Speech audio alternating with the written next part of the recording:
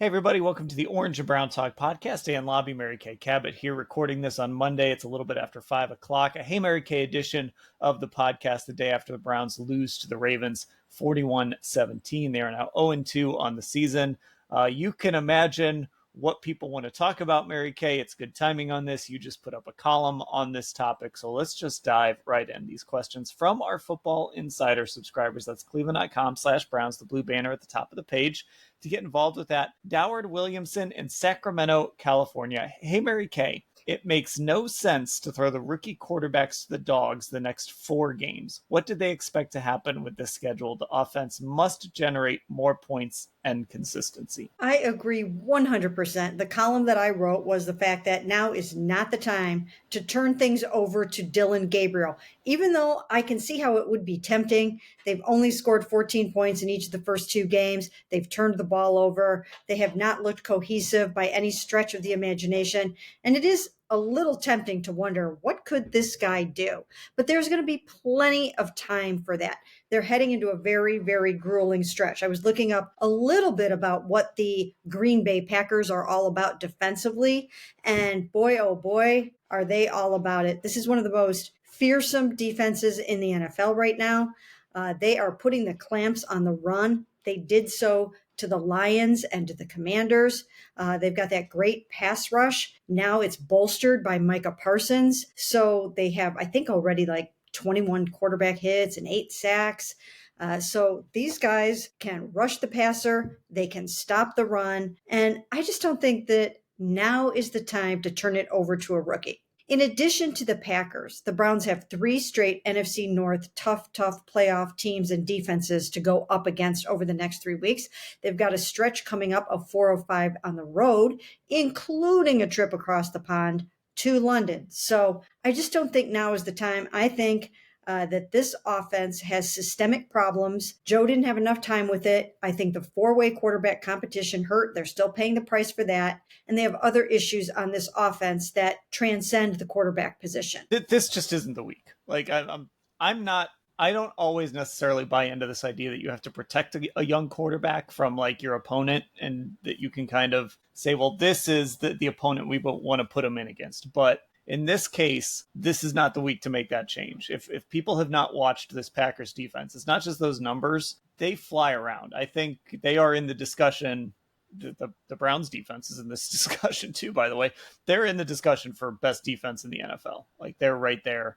And when you look at what they did against Detroit that first week, they gave up 13 points, but it was really only 6. It was a garbage time touchdown by Detroit. And then Detroit turns around and puts 50 on the Bears this week. You know, the Commanders are a good offense, and they made the Commanders look like a JV team at times, right? You mentioned they couldn't get that run game going. They couldn't move the ball like we expect the Commanders to do that. This defense is going to be the best defense the Browns have faced so far.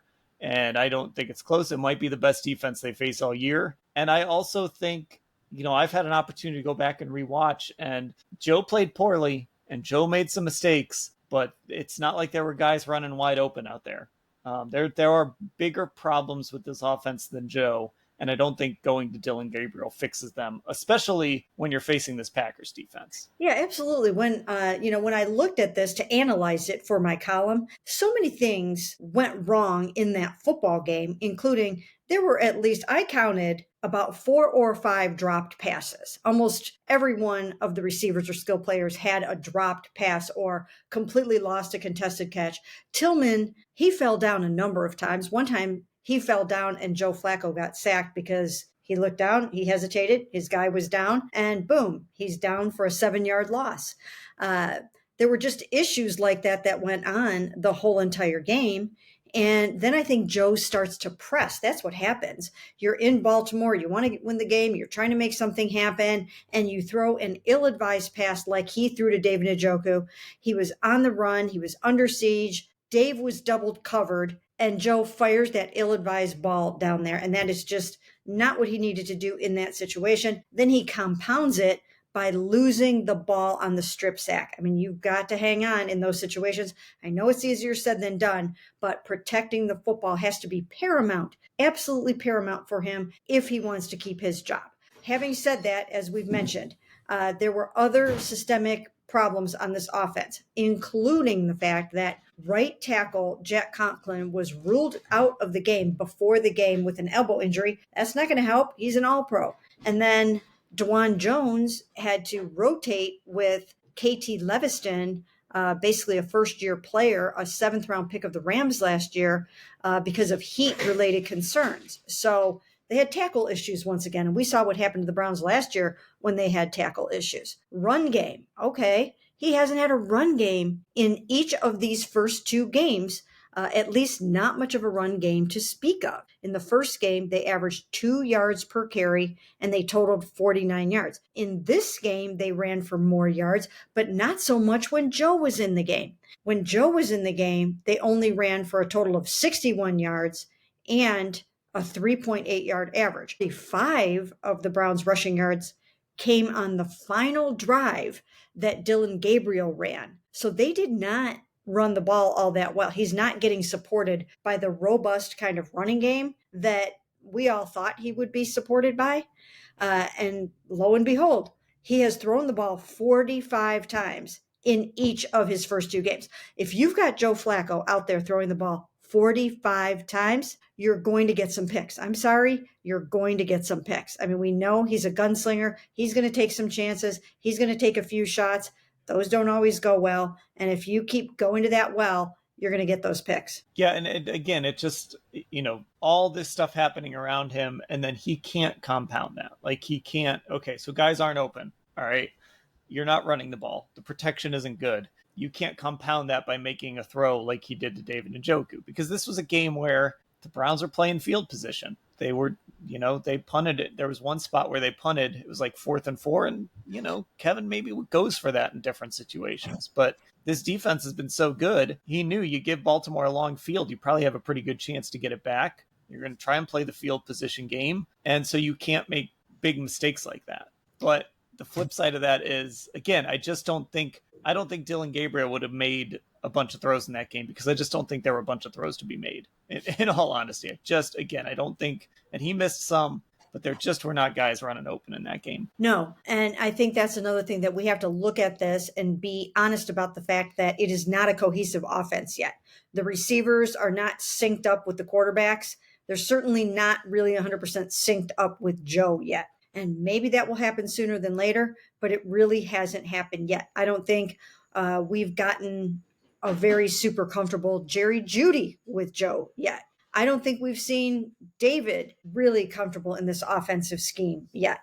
One of the only guys that's actually having a nice rhythm and success with Joe so far is Harold Fannin, the rookie tight end. He has 12 catches through 2 games. That is tied for second in the NFL for most against a rookie tight end through 2 games of a season. So those 2 guys are doing pretty well together, even though we haven't had any really long passes between the 2 of them.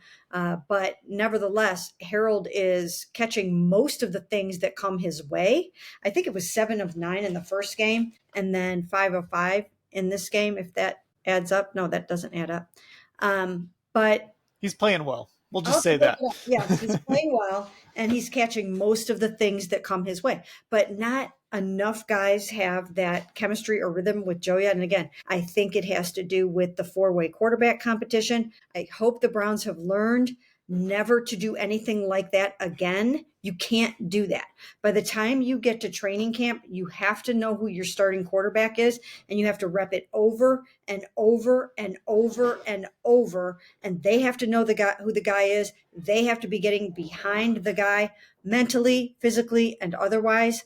And it just didn't serve anybody well. So I think they're all paying the price for that a little bit. And hopefully for them, they can get it together as fast as they possibly can. But like you mentioned about Dillon, this is not the time to try to see if Dillon can work out all these kinks. Yeah, and even on Dillon's drive, I mean, his completion to Jamari Thrash, I don't know. I'm not surprised they didn't challenge it, because the game was essentially over. It was 41-10. If that game's closer, it probably gets challenged. It probably gets overturned. I was surprised they called that a completion. And then the throw to Sampson in the end zone was a really nice throw.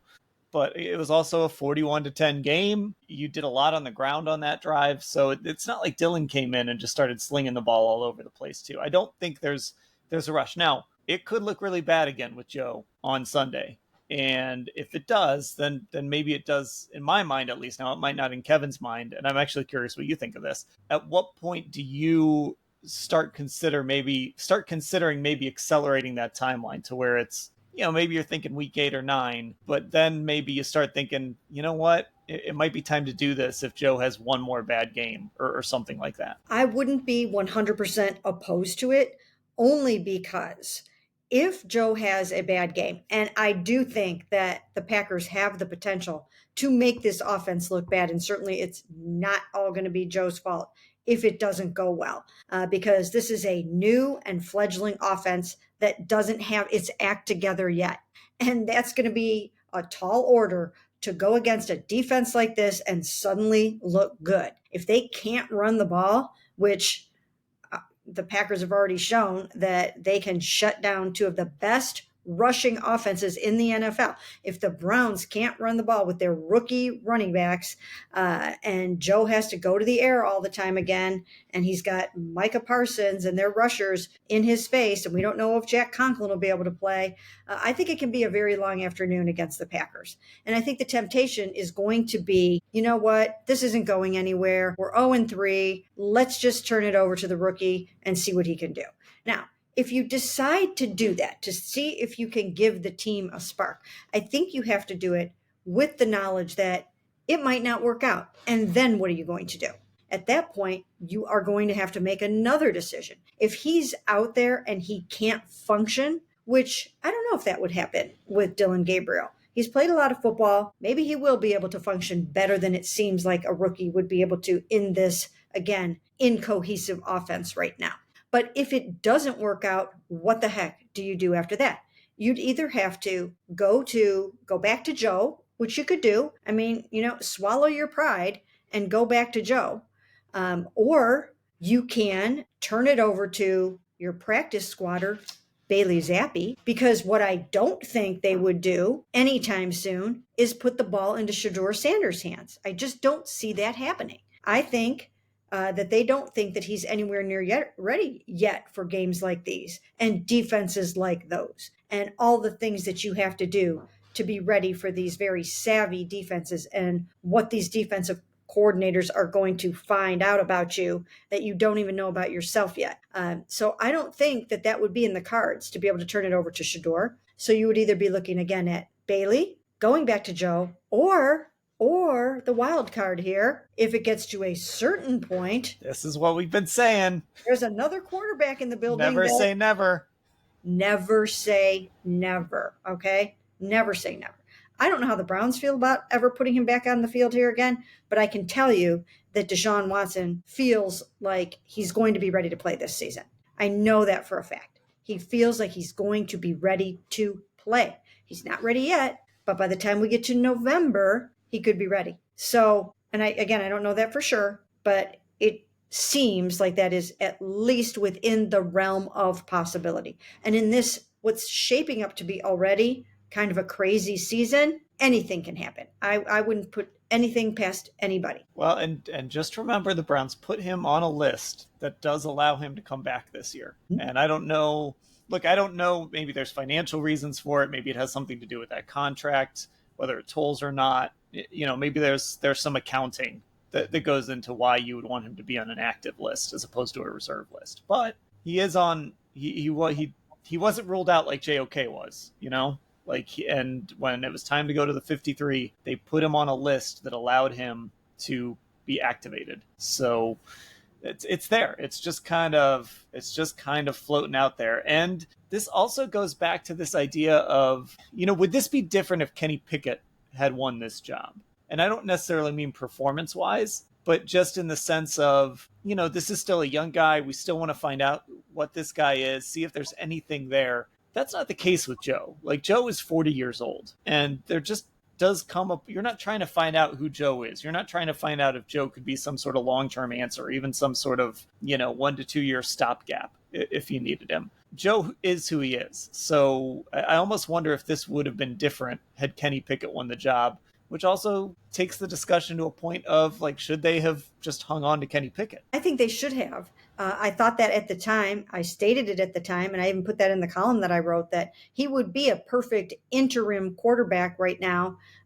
Maybe not for this week, but give it another week or two, then go to him for 4 or 5 games, see how it goes. And then when you get to the second half of the season, then turn it over to Dillon Gabriel. And at some point, if he's ready and you want to see Shedeur, let Shedeur get in a game and see what he can do. By that point, you're probably going to know, sooner than later that they're not going to the playoffs, and you can take some chances later in the season like that. So I don't think they should have traded Kenny Pickett, but I do understand why they did it, because they saw enough in Dillon Gabriel to say, once we're done with Joe, we're just going to turn it over to Dillon and see what Dillon can do, because it was almost to the point where it was 6 of one, half a dozen of the other between Dillon and Kenny. And I think they just figured, why would we spend our time on Kenny when we need to see Dillon, because we have to make decisions on a quarterback in the 2026 draft here coming up. They kind of need to know what they have in Dillon, and to a lesser extent, Shedeur.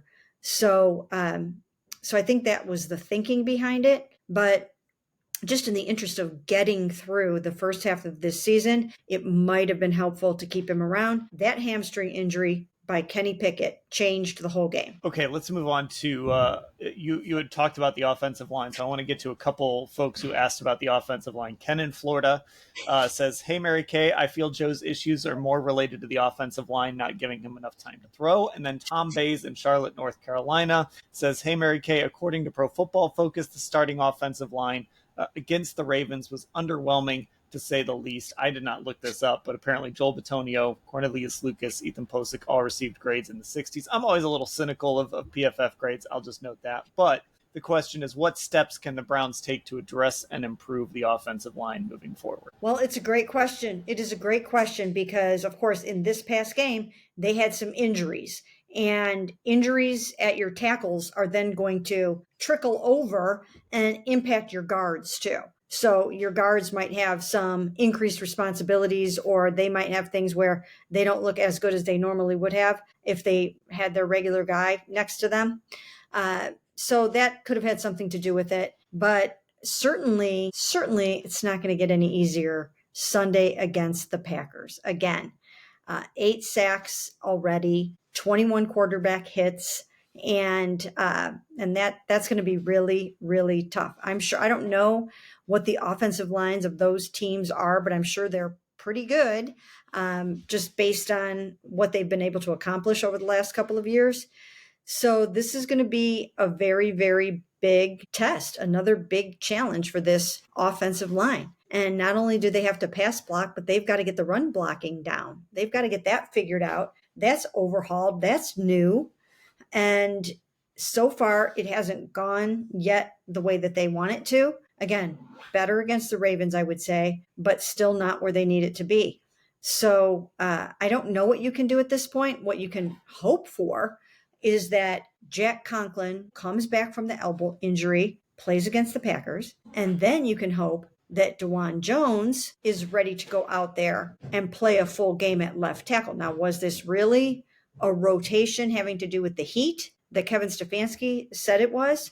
Or is this the fact that Dwan Jones needs more seasoning and time at left tackle? I don't know yet. I think time will tell what the issue is there. But if they can get stability at the tackle positions, they'll be more ahead of the game. Yeah, so, I mean, the Cornelius Lucas thing is what it is, right? Like, I mean, like you mentioned, Jack Conklin, you expect him to be over there at right tackle. He's going to, if he's healthy, he's going to be out there playing, and he's going to hold up pretty well.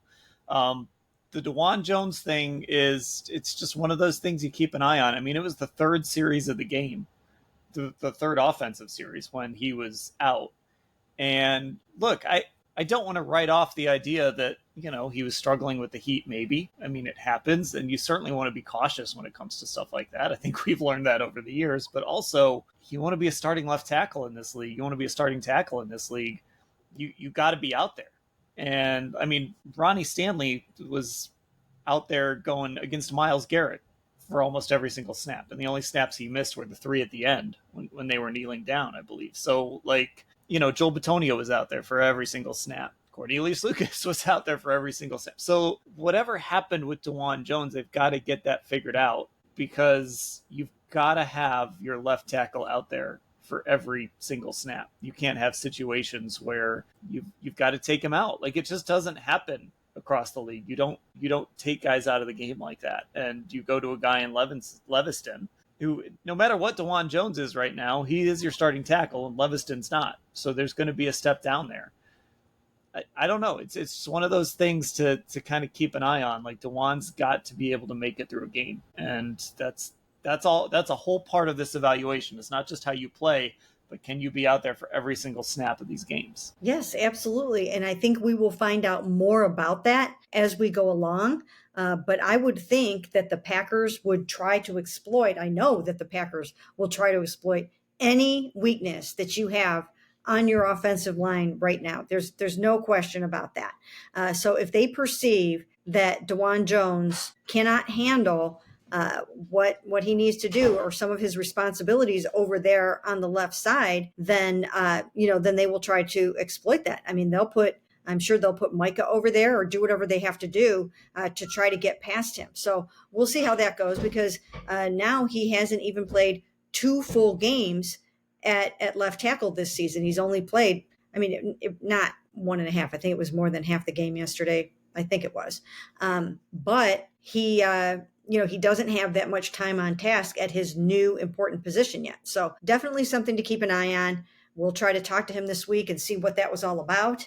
It was him that had heat-related concerns. And then Denzel Ward, which I thought was really, really curious, that here is Denzel Ward, just a guy who's in peak condition, having cramps in this game. I just thought it was odd. I'm sure that they took him in and they were probably doing IVs and stuff like that in the locker room, and it just wasn't helping. It just didn't get him where he needed to be. And I don't know how that happened, but certainly you can't afford to be without him in a football game either. And we saw what happened when Lamar picked on that situation. Yeah. And I'd feel better about Dwan if they would have said, like, okay, he was having cramp issues. Like, that happens. We see guys have cramping issues sometimes. Obviously, whatever was going on with Denzel, it was severe enough to keep him out there, or to keep him off the field, because he tried to come back in the second half, but didn't stay out there.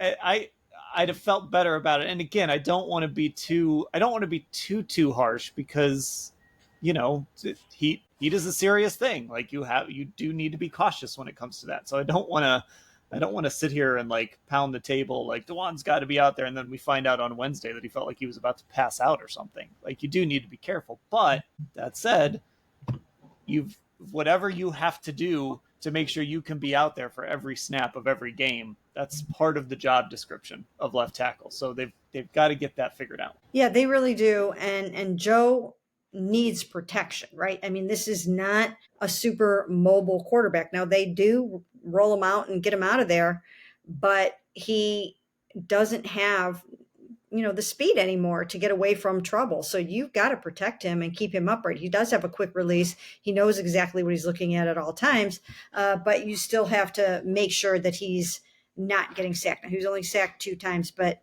against the Ravens. But the Packers are going to offer a much more robust pass rush. And if the Browns cannot run the ball, it's going to be a long afternoon. Yeah, he was only sacked 2 times, but he was under pressure a lot. And yes. It really affected him. Okay, this is kind of a catch-all from Mavro. Hey, Mary Kate, 2 straight top offenses held under 300 yards and outgained. 2 turnovers by the Browns and at least 2 special teams gaffes by the Browns equals 0-2 when they could easily be 2-0. How do you fix that? Well, certainly you've got to try to eliminate the mistakes and the turnovers. So when you look at these first 2 games, down for down, you're getting a pretty good defensive performance. At least, the defensive line is holding up. That is what we thought it was going to be. In the first game, Joe was able to pass the ball. So that was what we thought it was going to be. But what we didn't foresee were all of these mistakes that have been happening.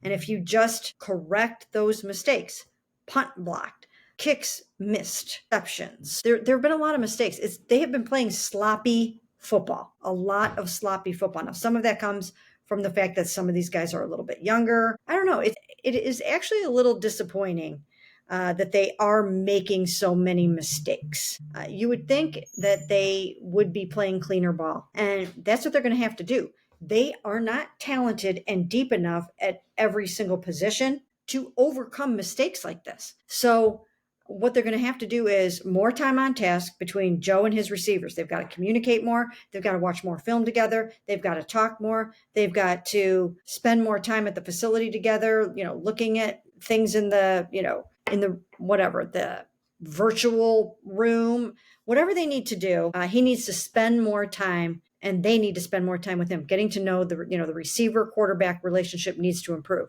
And then as far as special teams has got to shore it up. They have to shore it up. What happened on the blocked punt?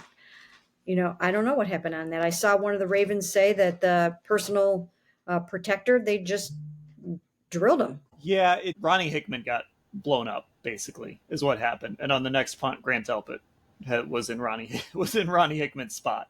That was, yeah, it was bad. They went right at Ronnie Hickman and they just blew him up on that play. Yeah. So, I mean, these are things that just can't happen. They're correctable mistakes, but you can't make two mistakes every week and then have to come back the next week and try to correct those two mistakes. So special teams has to get its act together. Offense has to get its act together. And then I think if the defense gets Denzel back and healthy and he's out there most of the time, I think they should be okay on defense. I think the linebackers are starting to play well. You and I talked about this. Devin Bush had a nice game. Carson is coming along. He's playing well. Mason Graham had a nice game this game. So I think the defense is going to be okay. And I think the other two units need to step it up. Yeah, and look, when you look at this defense, you've got the Browns are second in total yards per play allowed, behind Green Bay, who's first. Browns are first in rushing yards per play allowed. Green Bay's second. And the Browns are eighth in passing yards per play allowed, and Green Bay is first in that rate. So, first downs per game, the Browns are first, Green Bay's fourth. So you're going to have two really great defenses on the field in that game, and this defense has certainly been doing its job. But I think that's what's so frustrating is you're getting like elite production from one phase, and then from the two other phases, they're just letting you down across the board. Yesterday, it was the offense really just not being able to move the ball consistently. And then, week one, you had two missed kicks. And then yesterday, you get the blocked punt.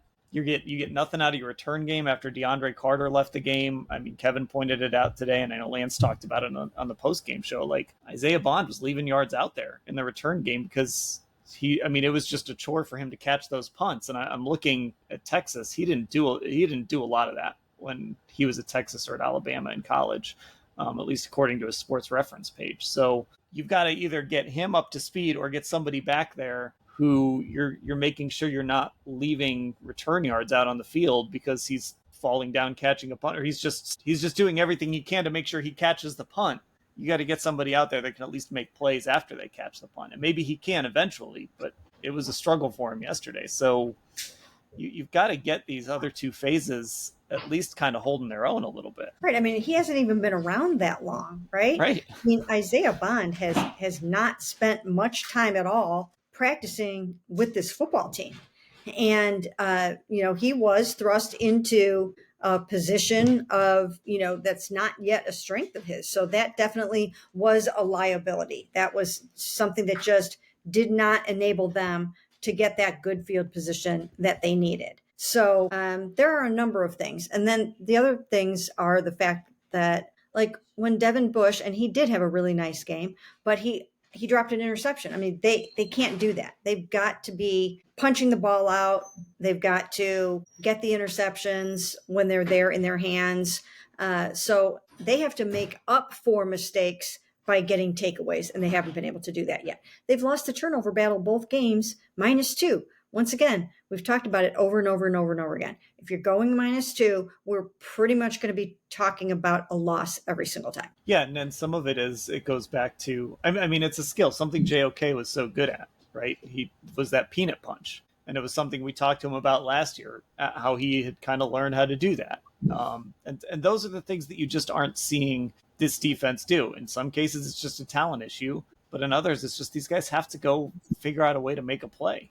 Go like Devin Bush. You've got to catch balls right there. You got to catch it. Give it a great game. You got to catch that football, which that could be the difference between winning a game and losing a game. So, I don't know how you do it other than either say either you got to get it done, or there might be some areas where just you've got to upgrade.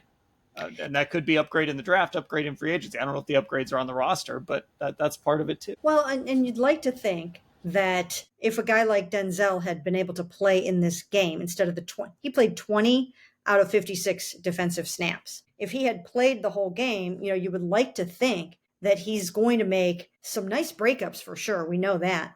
But he's also going for interceptions this year, and he intends to get them. So you'd have to think that things might have been a little bit different had he been able to play in this football game. So you're going to need more guys like that to step up and make those game-changing plays.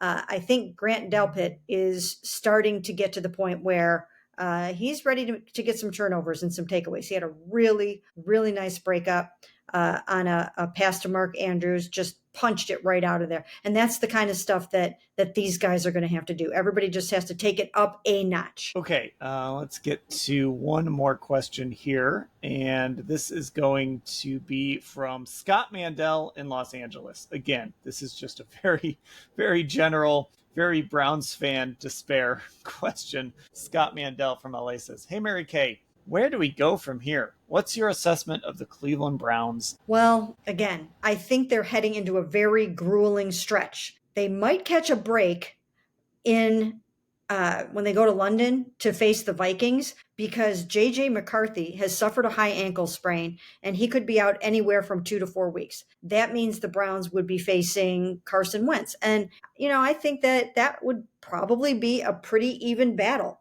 Carson Wentz versus Joe Flacco and all the things that these guys have on both sides of the ball. I would say that would be something that they could probably contend with, not easily, but that gives them a chance. I don't know. I don't see them beating the Packers. So I see them falling to 0-3, and they have to keep the wheels from falling off. They have to keep the wheels from falling off. I don't think anybody thought this team was going to go to the Super Bowl, but I also don't think people expected 0-8 or 0-9 or whatever could happen if they don't get themselves together. So I think I think the veterans need to step up. I think they need to hold it together. And I think they need to weather this storm that is coming with these next 3 NFC North teams that are going to be really hard, and this next stretch of 4 out of 5 on the road. It's just going to be really, really difficult. If they can get through that, then I think you look to the second half of the season as a place to build and plan your quarterback situation for the future. See what you have in Dylan Gabriel. Maybe see what you have in Shedeur Sanders, and just keep letting those rookies grow and learn. There's so many rookies on this team, but they look pretty good. I think the future looks bright. I mean, this season, I don't think they're going anywhere. But in the next year or two, if these young guys continue at their current clip and on this current trajectory, the team could be pretty good in a couple of years. And I think too, like the reality is this is a team starting a 40-year-old quarterback.